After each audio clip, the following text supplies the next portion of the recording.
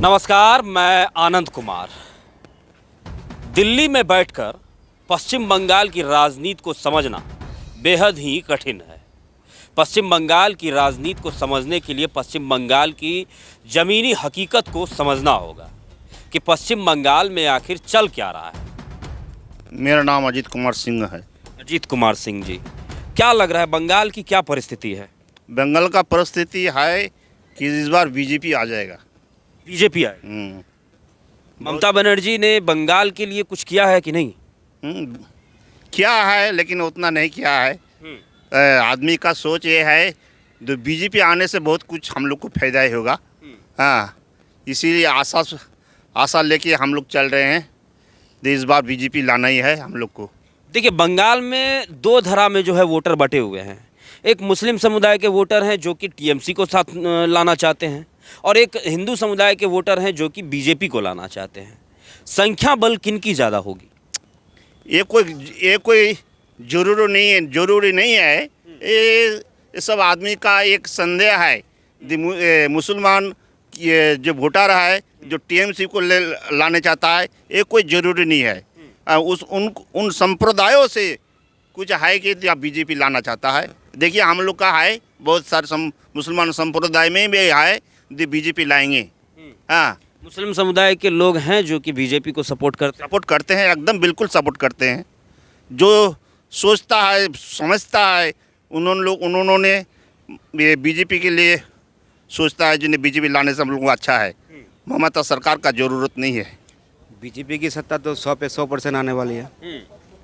ये तो पिछले कई सालों से जो है, जो हिंदू समुदाय के लोग हैं वो करते आ रहे हैं कि बीजेपी आएगी, लेकिन आ नहीं पा रही।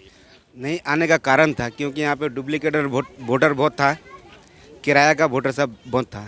एक व्यक्ति का 2 जगह 3 जगह वोट पे नाम था। अच्छा। जिस क्षेत्र में जिस राज्य में इलेक्शन होता है वो लोग जाके वहाँ पे वोट देता है, क्योंकि वोट वो लोग एक ही दल को देता है वोट। तो जिस तरह से हम लोग का SIR का जो यहाँ काम चल रहा है ना मुद्दा, तो फिलहाल SIR का मुद्दा पे अभी मोटा मोटी 47 लाख मृत्यु वोटों को मतलब मोटा मोटी कट गया है। तो अनुभव करते हैं यहाँ 1 करोड़ से ऊपर नाम कटेगा। तो 1 करोड़ से जिसका नाम कटे, किसका कटेगा? नाम कटेगा जो डुप्लीकेट वोटर है उसका नाम कटेगा, जो इंसान मर गया उसका वोट कटेगा, जो कहीं पे जाके शिफ्ट हो गया उसका कटेगा, जो बांग्लादेशी घुसपैठ है उसका नाम कटेगा, जो आम आदमी यहाँ का है उसका तो नाम नहीं कटेगा। उसको तो डर नहीं है। डर किसको है? जो डुप्लीकेटर है उसको डर है। हमारा ममता दीदी को डर है, क्योंकि वो समझ गए उसका हाथ पैर जो है ना मोटा मोटी ख़त्म हो चुका है। तो इस बार जो है पश्चिम बंगाल में बीजेपी सरकार आने से कोई रोकने नहीं सकेगा। अच्छा, एक बात बताइए, ये बार बार डुप्लीकेट वोटर की बात कही जाती है, क्या वाकई में डुप्लीकेटर जो व्यक्ति मर गया है उसके नाम से वोट कोई डालता है क्या? 100%। मेरा पिताजी मरे, आज मेरा पिताजी का मरने का मोटा मोटी 15 साल 16 साल हो गया। अच्छा। लेकिन मेरा पिताजी का नाम से वोट होता है। तो कैसे वोट होता है? हम सोचते साला मेरा पिताजी को तो हम नहीं देखे, साला वोट आगे देखे गया कैसे? तो उसका वोट होता है। तो आपको सोचना पड़ेगा इस चीज़। तो जो इंसान मर गया है उस आदमी का नाम तो वोटर लिस्ट में रहना नहीं चाहिए, नाम कट जाना चाहिए, क्योंकि उसका नाम को लोग अमर करके रखता है। जो व्यक्ति मर गया है उसका जो खाद्य है, राशन अभी भी छुटा के खाता है डीलर। ये तो पूरा करप्शन है। तो मतलब क्या इसी प्रकार से अब तक जीत हो रही थी ममता बनर्जी की? जी, इसी प्रकार से। तो ये तो साफ है कि अगर मान लीजिए कि SIR में अगर उन वोटरों की छटनी होती है तो घाटा तो सीधे तौर पर ममता बनर्जी को होगा। 100%। तो बीजेपी के आने का चांस बन रहा है? चांस नहीं, 100% बीजेपी आएगा। इसमें कोई शक नहीं, कोई शोभा नहीं है। क्योंकि हाल फिलहाल अभी मतलब 1-1.5 महीना और आपका बिहार में हुआ इलेक्शन हुआ। क्योंकि वहाँ पे लोग बोला था कि सब पूरा गठबंधन के या ठगबंधन कर कुछ भी करे, लेकिन उसका परिणाम जो जनता ने उसको दिखा दिया सबको। तो बिहार से जो गंगा बह रहे हैं ना, वो गंगा सीधी बहती कहाँ आती है? पश्चिम बंगाल में। वो गंगा सीधी पश्चिम बंगाल में आती है। इस बार टीएमसी के एक नेता हैं जो 6 दिसंबर को मुर्शिदाबाद में बाबरी मस्जिद का निर्माण करने की बात कह रहे हैं कि अयोध्या में जो बाबरी मस्जिद था उसी के तर्ज पर पश्चिम बंगाल में बाबरी मस्जिद को बनाएंगे। क्या कहिएगा इस पर?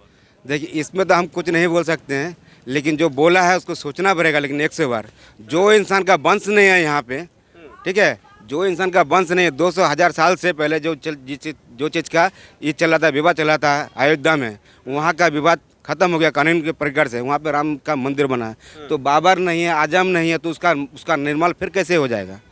तो ये तो उसको सोचना पड़ेगा, या तो उसको जनता से माफ़ी मांगना पड़ेगा, या मुस्लिम समाज के जो लोग हैं उससे उसको माफ़ी मांगना पड़ेगा। क्या लगता है आप लोगों को कि क्या ममता बनर्जी इन सब चीज़ों को बढ़ावा दे रही है? इसमें ममता बनर्जी का हाथ है, क्योंकि मेरा परिवार में हम गार्जियन, अगर मेरा बच्चा को अगर छूट दे के रखेंगे तो मेरा बच्चा कुछ भी कर सकता है। अगर हम उसको डांट के रखेंगे तो कभी अन्याय करेगा? नहीं करेगा, कि वो जानता है कि मेरा बाप हमको सपोर्ट कर रहा है, हम कुछ भी कर सकते हैं। क्या नाम हुआ सर आपका? एमडी उस्मान। एमडी उस्मान, जी मुस्लिम समुदाय से। जी हाँ, मुस्लिम समुदाय से। क्या स्थिति है पश्चिम बंगाल की? अभी तो परिस्थिति जैसा है, देखते हैं, सरकार है टीएमसी का।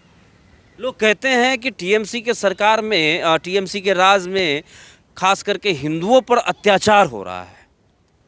कितनी सच्चाई है इस बात में? नहीं, ये तो बात हिंदू मुसलमान जो बोलता है इसको माने एक ठो विभ्रांति तैयार करता है। इसमें हिंदू मुसलमान जो है हम लोग इलाका में अभी तक भाई भाई है, किसी से अभी तक, आज इलेक्शन ख़त्म हो गया, कल उसका घर जाना है, वो हमारा घर आना है, हम लोग का हिंदू मुसलमान में कोई माने दिकदारी नहीं है। आप कह रहे हैं कि हिंदू मुसलमान भाई भाई हैं, तो फिर रामनवमी में जो जुलूस निकलता है, वो जुलूस में दंगा कैसे हो जाता है? अगर भाई भाई ही है तो फिर दंगा तो होना ही नहीं चाहिए। वो सब नेता सब करवा रहा है, वो सब माने गरीब आदमी को लाता है।